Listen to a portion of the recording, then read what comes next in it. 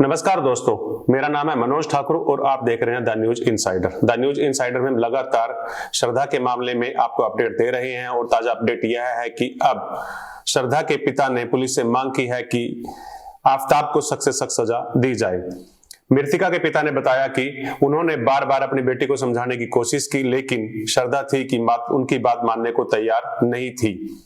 यहां तक कि जब परिजनों ने उसके आफताब के साथ रिलेशनशिप पर विरोध जताया तो श्रद्धा अपने प्रेमी आफताब के साथ मुंबई छोड़कर दिल्ली के छतरपुर में रहने आ गई। उसके पिता ने आज पुलिस को जो जानकारी दी, इसके मुताबिक वह लगातार अपनी बेटे को समझाते रहे, लेकिन बेटी पर आफताब का जादू इस कदर छाया हुआ था कि वह आफताब के खिलाफ सुनने के लिए कुछ भी तैयार नहीं थी। उसके पिता ने अफसोस जाहिर करते हुए कहा कि काश श्रद्धा उनकी बात मान लेती तो आज वह जिंदा होती।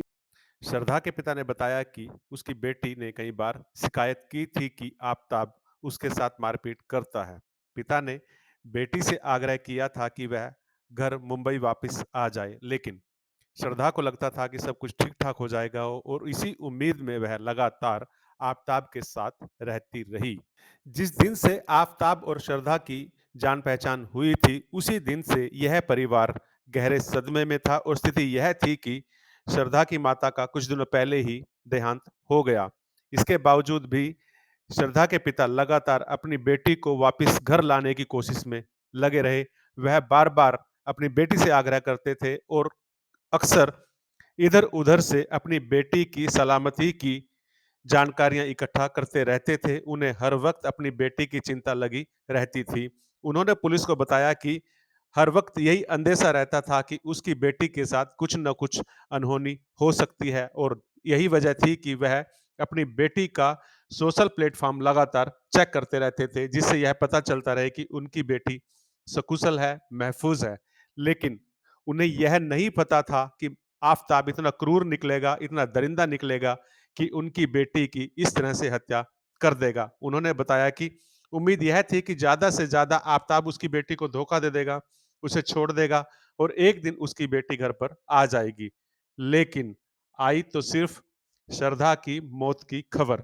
अब पिता बार-बार पुलिस से यह मांग कर रहा है या गुहार कर रहा है कि इस आरोपी को सख्त से सख्त सजा दिलवाई जाए, लेकिन पुलिस के सामने अब समस्या यह है कि किस तरह से आफताब का गुनाह साबित किया जाए, किस तरह से वह सबूत जुटाए जाएँ कि आफताब को अदालत में क्रूर हत्यारा घोषित किया जाए और इसी कोशिश में अब पुलिस लगातार छानबीन कर रही है। आज पुलिस आफताब को उन जंगलों में लेके गई, जहां पर आफताब ने श्रद्धा के शव के टुकड़ों को डाला था। अब जंगल से पुलिस उन टुकड़ों को बरामद करने के लिए दिन रात जंगलों की खाक छान रही है। आज दिन भर पुलिस आफताब को लेकर जंगलों में गई। बताया जा रहा है कि पुलिस ने कुछ हड्डियां बरामद की हैं, लेकिन अब यह जांच के बाद पता चल पाएगा कि यह हड्डियां श्रद्धा के शव की हैं या फिर किसी और की।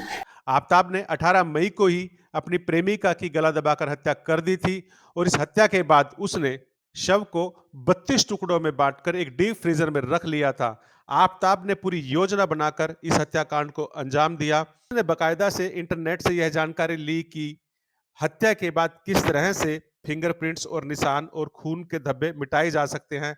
इस तरह के केमिकल उसने ऑनलाइन मंगाए।